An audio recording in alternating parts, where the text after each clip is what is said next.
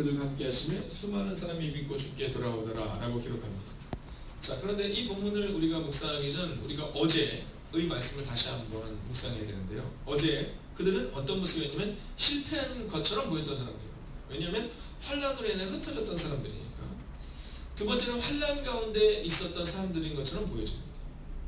자, 그랬던 사람들이 오늘 그들이 전도하고 있는 모습을 보여주고 있는 겁니다. 즉 그러나의 모습을 보여주었다라는 거죠. 큐티책 17페이지입니다. 자, 우리는 종종 실패하면 그 실패감에서 벗어나지 못합니다. 제가 얼마 전 젊은이들에게 전했던 말씀 중에 실패가 문제가 아니라 실패감이 문제다라는 얘기를 했습니다. 여러분, 이 시대가 참 어렵습니다. 이 시대가 참 어렵다 보니까 그 실패가 반복됩니다. 근데 이 반복되는 실패를 통해서 사람들에게 이 실패가 문제가 아니라 실패감이 들어옵니다. 그러면 무언가를 도전하기 전에 안 될 것 같은 마음이 든다는 겁니다. 이건 안 될 것 같은데, 그 실패감이 바로 우리 가운데 우리의 마음에 병을 들게 한다라는 거죠. 자, 혹은 실패를 묵상하게 되면요, 절망으로 우리를 몰아갑니다. 왜냐하면 실패가 점점 커져가는 겁니다. 그러나 성경은 말하죠, 잠시 성공하는 것처럼 보이지만 실패하는 길이 있고, 실패하는 것처럼 보이지만 끝내 이기는 길이 있다 라고 말한다는 겁니다.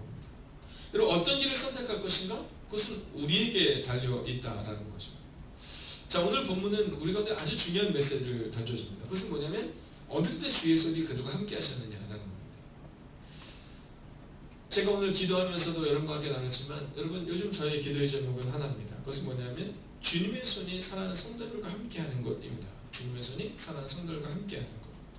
또한 주님의 손이 우리 교회와 함께하는 것. 아멘.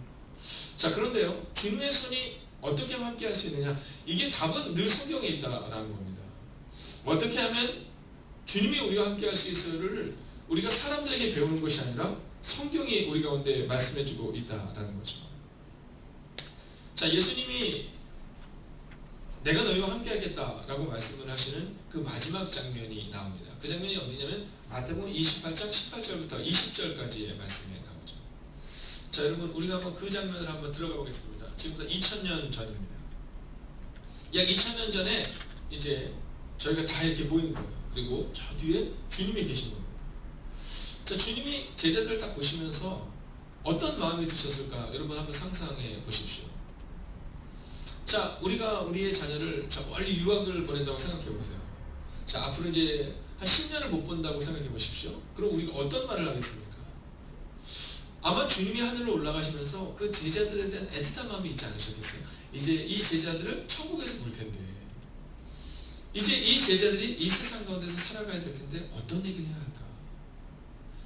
자, 그 상황 가운데 주님은 감정적으로 내가 너희들 보고 싶을 거야 이런 얘기 하지 않으세요. 그들에게 꼭 필요한 얘기 두 가지를 하십니다. 첫째는 뭐냐면 너희는 가라 라는 겁니다. 너희는 가서 모든 민족을 제자로 삼아 아버지와 우리가 성령 이름으로 세례를 베풀고 내가 너에게 분부한 모든 것을 가르쳐 지키게 하라. 즉 가서 제자를 삼아라, 이 얘기를 하는 겁니다. 가서 제자를 삼아라. 여러분, 주님이 마지막에 우리 가운데 해주신 말씀이세요. 가장 중요한 메시지입니다. 여러분, 기억하셔야 합니다. 그 주님이 우리 가운데 원하신 것은 너희 가서 좋은 교회를 만들어라 뭐 이런 얘기 하지 않으셨어요.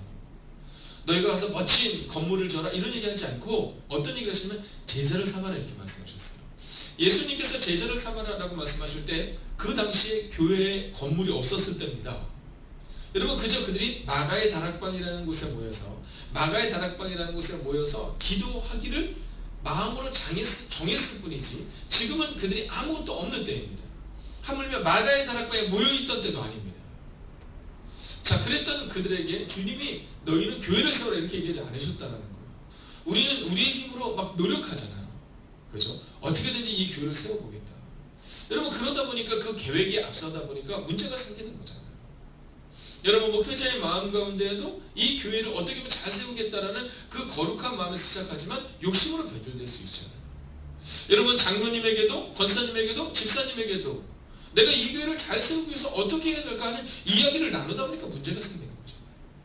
그래서 주님은 교회를 얘기하지 않았어요. 뭐라고 말씀하시면 제자를 삼아라 이렇게 말씀하세요.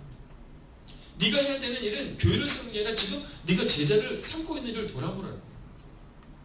이건 것은 기억하셔야 합니다. 지금 제자를 삼고 있는 거예요. 박용욱 장님의 마음 가운데 지금 제자를 삼고 있는 거예요. 이정수 선생님의 마음 가운데 지금 제자를 삼고 있는가? 김경호 선생님의 마음 가운데 지금 제자를 삼고 있는가? 손재희 목사님의 마음 가운데, 김효성 선생님의 마음 가운데 내가 지금 제자를 삼고 있는가? 이걸 돌아보라는 겁니다. 주님이 우리 가운데 정말 원하시는 것은 여러분 큰일이 아니라 제자를 삼으라는 거예요. 한 사람의 제자. 2019년의 마지막 날이 이제 곧 다가온 겁니다.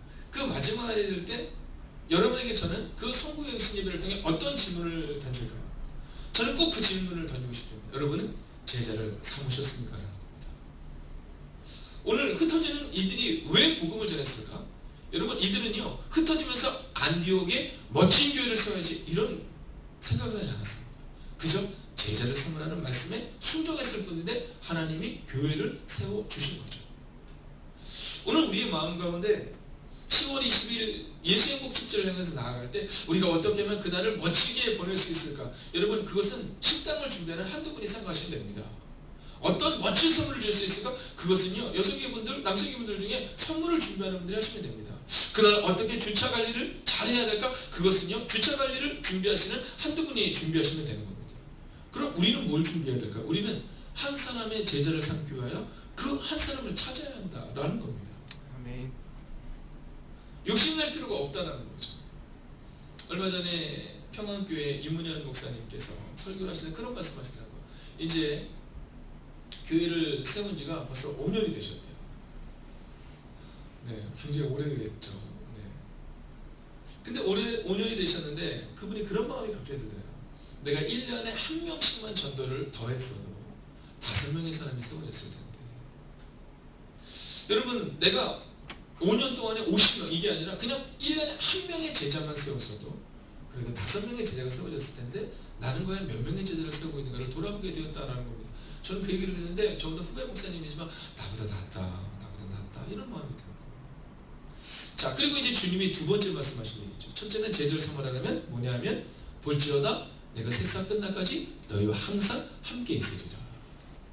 할렐루야. 여러분 오늘 주님이 우리 가운데 원하시는 것이 바로 여기 있는 겁니다. 가서 제자를 삼아라로 끝나는 것이 아니라 그때 내가 너희와 함께 있겠다라고 말씀해 주시는 거예요. 오늘 우리는 종종 궁금할 때가 있습니다. 언제 주님이 우리와 함께 하시나요? 언제 주의 손이 그들과 함께 하시나요? 이유는 그리고 방법은 단순하고 명료합니다. 너희가 나의 일을 할 때 내가 너희와 함께 있겠다는 겁니다. 너희가 거대한 일을 할 때가 아니라 그저 너희가 소소한 듯 보이지만 너희가 제자를 삼는 그 일을 할 때 내가 너희와 함께 있겠다. 오늘 성경은 우리 가운데 그것을 말해주고 있다는 겁니다. 이것이 하나님의 약속이었어요. 자 오늘 우리가 사도행전의 이 말씀을 보기 전에 기억해야 되는 것이 바로 여기 있습니다. 우리가 말씀을 붙들지 않고 주 예수님 언제 우리와 함께 하십니까? 여러분 이런 쓸데없는 질문을 하지 마십시오. 목사님께 물을 필요가 없습니다. 여러분 성경에 나와 있는 겁니다. 너희가 나의 일을 할 때 그때 내가 너의 일을 하겠다. 너희가 나의 일을 할 때 내가 너희와 함께 있겠다. 여러분 오늘 우리가 주님과 함께 주님의 일을 하면 주님이 우리와 함께 있는 거예요. 오늘 하나님의 약속이 바로 여기에 있는 겁니다. 그리고 그들이 그 약속을 붙들고 간 겁니다. 그랬더니 주의 손이 그들과 함께 하셨다. 이것은 특별한 일이 아니라는 겁니다. 혹시 오늘 이 21절의 말씀을 보면 어떻게 그런 특별한 일이 일어날 수 있었을까요? 라는 질문을 누군가 한다면 우리는 말해준 거죠. 이건 특별한 일이 아닙니다. 마태복음 28장이 기록하고 있는 것처럼 주님의 약속이고 주님이 우리 가운데 주신 증거일 뿐입니다. 라고 고백해야 한다라는 겁니다. 여러분 오늘 제목이 전도의 능력입니다. 한번 따라할까요? 전도의 능력. 전도의 능력. 여러분 이 전도의 능력은 어디에서 나오는가? 또 전도자의 능력은 어디에서 나오는가? 바로 주님의 일을 할 때 그때 온다는 겁니다. 왜 한국교회가 어렵습니까? 아니 한국교회 어렵지 않습니다. 여러분 한국교회 가운데 지금 능력 있는 교회가 얼마나 많은지 모릅니다. 그 교회들의 특징이 있습니다. 그것은 바로 성경대로 살아가는 것입니다. 그리고 그 성경대로 살아가는 것은 바로 주님의 일을 하는 것이고 주님의 일을 하는 것은 바로 제자를 삼는 것이고 그 제자를 삼는 사역을 위해서 필요한 것이 바로 기도이기 때문에 오늘 우리가 이렇게 기도의 자리에 모인 겁니다. 아멘. 그래서 저는 오늘 이 시간 성경을 의지하여 믿음으로 선포합니다. 사랑하시는 여러분 오늘 하루도 주님의 손이 여러분의 가정 가운데 함께 하실 것입니다. 아멘. 아직 환난과 고난이 있을 수 있습니다. 그러나 그 끝을 여러분 성경은 분명히 기록하고 있다는 거죠. 자, 그러면 오늘 말씀을 마치며 세 가지를 정리해 보려 합니다. 첫 번째는 문제가 아니라 주 예수를 붙들어야 한다는 겁니다. 그때 주님의 손이 그들과 함께 하십니다. 여러분, 잠시 후에 여러분이 기도하실 때 여러분 주님의 손을, 주님의 능력을 경험하기를 원한다면 주님을 붙드십시오. 자꾸만 문제를 묵상하다 돌아가지 마십시오. 여러분, 기도하는 것처럼 보이는데 생각해보면 그 문제를 그냥 넋두리 하다가 돌아가는 경우가 종종 있습니다. 아닙니다. 주님께 완전히 맡기세요. 주님, 제가 주님의 일을 하겠습니다. 주님께 맡기겠습니다. 이 가정도, 이 직장도, 이 사업장도, 우리 자녀도 주님께 맡기겠습니다. 여러분, 주님을 붙들어야 한다라는 거죠. 두 번째는 내 힘이 아니라 주의 손을 의지해야 합니다. 여러분, 오늘 이 새벽 이 시간 여러분이 왜 이 자리에 나오셨습니까? 어떤 분들은 어제 밤이 늦게까지 일을 하시고 이 자리에 나오셨습니다. 어떤 분들은 아직 건강이 아직 회복되지 않았는데 이 자리에 나오셨습니다. 어떤 분들은 오늘도 여전히 그 바쁜 일정과 또 여러 가지 상황과 눈물의 골짜기를 지나고 있지만 그럼에도 불구하고 왜 이 자리에 나오셨습니까? 주님의 손을 의지하기 위하여 이 자리에 나온 것입니다. 우리만 그래야 됩니까? 여러분, 우리가 주님의 손을 의지하는 모습을 분명하게 보여주어야 우리가 전도하는 사람들, 우리 교회를 방문하는 사람들에게 주의 손이 함께하는 사람들은 내 힘이 아니라 주의 손을 의지합니다 라고 보여줄 수 있어야 한다라는 겁니다. 어저께 교육자 회의를 가는데 은퇴를 앞둔 목사님께서 이제 설교를 하시게 됐습니다. 동시교회 차기도 목사님이라는 분이 있었습니다. 이분이 공무원으로 또 직장인으로 아주 탁월한 삶을 사시다가 하나님의 부르심을 받아 늦게 목회를 하신 겁니다. 근데 어저께 아주 저희 가운데 가슴이 좀 먹먹한 설교를 하시더라고요. 이제 교인이 한 명도 없다는 겁니다. 교인이 한 명도 없고, 그리고 교회도 유지가 안 돼서 교회도 없어지고 가정에서 예배를 드리는데, 이제 얼마 전 마지막으로 그분이 은퇴하면서 가지고 나왔던 차도 팔아서 지금은 버스를 타고 다닌다는 겁니다. 저 근데 그분의 설교가 힘이 있었어요. 물론 설교가 좀 기셨어요. 네, 그래서 원래 저희가 교육제회를 끝나고 12시에 일반적으로 식사를 하러 갑니다. 그래서 오전에 일찍 모여서. 근데 그분의 설교가 얼마나 길으셨는지 어제 1시에 식사를 나왔습니다. 그 설교가 얼마나 길었는지 알겠죠? 자, 그렇지만 저는 그 긴 설교를 듣는데, 물론 객관적으로 설교가 짧았다는 건 아닙니다. 긴 설교를 듣는데 저는 어제 큰 은혜가 되었어요. 왜냐하면 그 설교가 힘이 있었어요. 비록 교인은 없고 그리고 교회도 없지만, 그러나 하나님이 주신 메시지를 선포하는데 그분이 이렇게 얘기하시더라고요. 목회의 마지막이 되었는데 사람들은 그 목사님 보며 실패했다라고 말했는데, 그런데 내 힘이 아니라 주님이 하셔야 한다는 것을 깨달았다. 여러분, 저 같으면 못 그럴 것 같아요. 저는 은평동지방에 있는 목사님들 정말 존경합니다. 저 같으면 막 숨겼을 것 같아요. 우리 교회에 있는 어려운 일 얘기 안 하고 우리 교회에 좋은 일만 있는 것 같고 막 이럴 수 있을 것 같은데요. 그 목사님은요, 자신의 그 걸어온 삶을, 목회의 마지막 여정을 담담히 나누시고 나더니 뭐라고 말씀하시냐면 내 힘이 아니라 주님이 하셔야 된다는 것을 깨달았다. 그래서 우리 젊은 목회자들에게 여러분의 힘을 의지하지 않고 주님을 의지하라는 얘기를 선포하는데, 저는 꼭 저에게 하는 얘기 같았어요. 여러분, 똑같은 말씀을 들을 때 물론 말씀이 기니까 언제 끝나나 하는 말씀이 들었을 수도 있습니다. 그러나 그 메시지의 핵심은, 그 긴 메시지의 핵심은 내 힘이 아니라 주님을 의지할 때 살아야던 아브라함부터 시작해서, 어제 설교를 하시는데요, 아브라함부터 시작해서 요셉까지 정말 창세기 1장부터 마지막 장까지를 하시더라고요. 근데 한 선배 목사님이 이렇게 쪽지를 위에다 붙이셨대요. 네, 지금 시간이 1시간을 넘어가고 있습니다. 이렇게요. 아마 그분이 그걸 올리지 않았으면 어제 식사는 한 3시쯤 했을 것 같아요. 그러나 저는 그 시간에 그 말씀을 들으며 주님이 저에게 말씀하는 것 같았어요. 야, 박 목사님, 너 네 목회가 많이 남은 것 같지? 이제 한 25년도 남지 않았다. 너도 언젠가 저 끝이 올 텐데 너 그때 뭐라고 고백하겠니? 내가 능력 있게 목회를 했습니다. 아니다. 내 힘이 아니라 주님이 하셔야 합니다. 라는 고백을 드릴 수 있어야 된다. 사람들은 큰 교회 목사님이 훌륭하다고 말할 수 있지만, 어쩌면 너희들에게 혹은 이곳에 있는 젊은 목회자들에게 내 힘이 아니라 주님을 의지하라고 말씀하는, 선포하는 저 말씀이 어쩌면 진짜다라는 말씀을 주신다는 겁니다. 이제 마지막 세 번째입니다. 많은 사람들이 믿고 주께 돌아오는 역사가 나타납니다. 여러분, 성경은 늘 해피엔딩입니다. 주님의 십자가로 끝나지 않습니다. 여러분, 성경은 우리 가운데 삶을 이야기해줍니다. 어려움이 있고 두려움이 있고 낭망이 있다. 하물며 예수 그리스도조차도 우리의 죄를 위해 십자가에 죽으셨다. 요셉도 14년의 눈물의 시간을 보냈다. 모세도 40년의 광야의 시간을 보냈다. 여러분, 현실을 있는 그대로 이야기해 줍니다.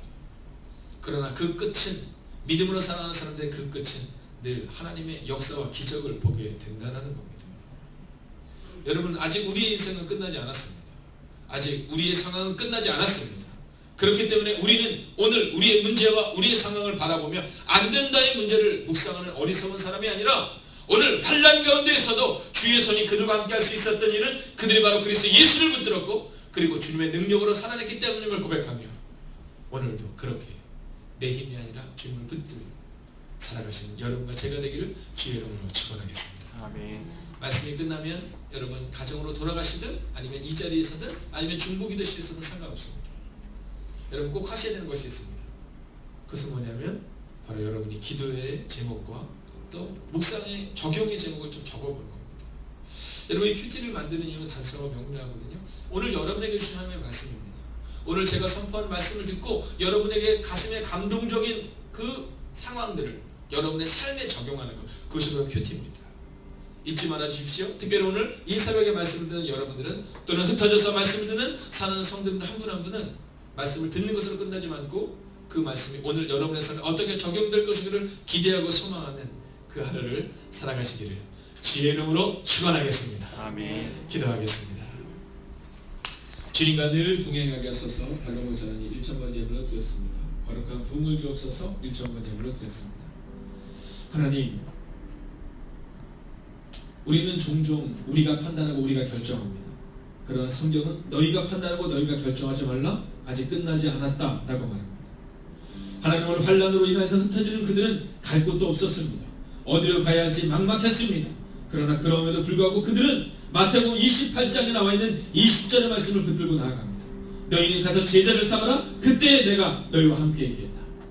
그리고 오늘 그들은 그 환난을 넘어서서 주의 손이 그들과 함께 하심으로 수많은 영혼이 돌아오는, 그리고 안디옥교회가 세워지는 그 기본의 가장 중요한 근간을 이뤄내는 모습을 보게 됩니다.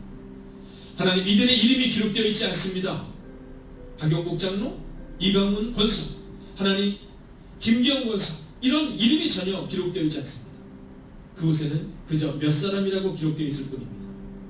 하나님, 오늘 우리의 마음 가운데 하나님을 향하여 기도합니다.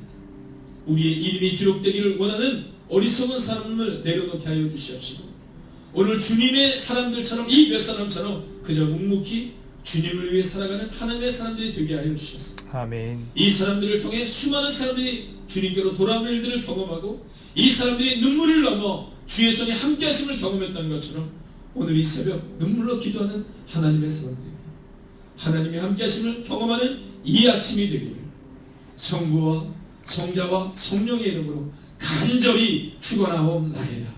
아멘.